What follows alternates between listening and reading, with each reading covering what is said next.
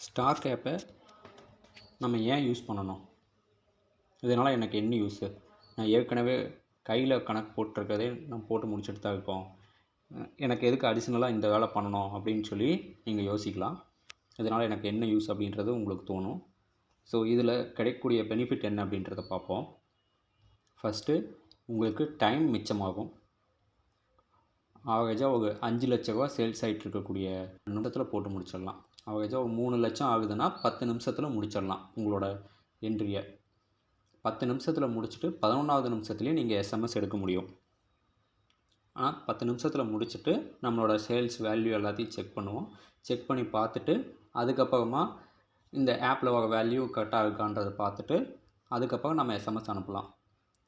இன்னொரு விஷயம், 10 நிமிஷத்தில் நான் கணக்கு முடிக்கிறோம் அப்படின்றது ஒன்று.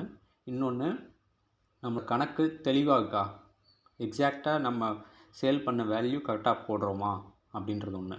ஏன்னா காலையில் 12 மணிக்கு கடை திறந்ததுலேருந்து நம்ம என்ட்ரி போட்டிருப்போம், சேல் பண்ணிகிட்ருப்போம்.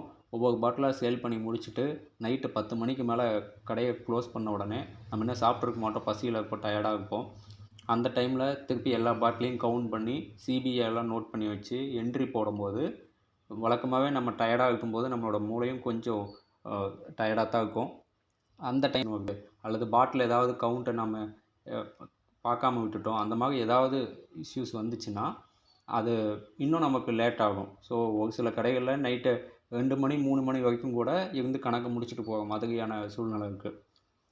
அதுக்காக இந்த ஆப்பை நீங்கள் யூஸ் பண்ணும்போது அதிகபட்சம் நீங்கள் ஒரு 10 நிமிஷத்தில் நீங்கள் இந்த கணக்கை முடிச்சிடலாம். மற்ற வேலையெல்லாம் நீங்கள் பார்க்கும்போது உங்களுக்கு நீங்கள் வீட்டுக்கு கிளம்புற டைமு இன்னும் குயிக்காக போக முடியும் அப்படின்றது ஒன்று. அது உங்களுக்கு மாத கடைசியிலையும் பிவி எடுக்கும்போதோ அல்லது இடையில நீங்கள் செக் பண்ணி பார்க்கும்போதோ உங்களுக்கு எந்த டீவியேஷனும் வராது.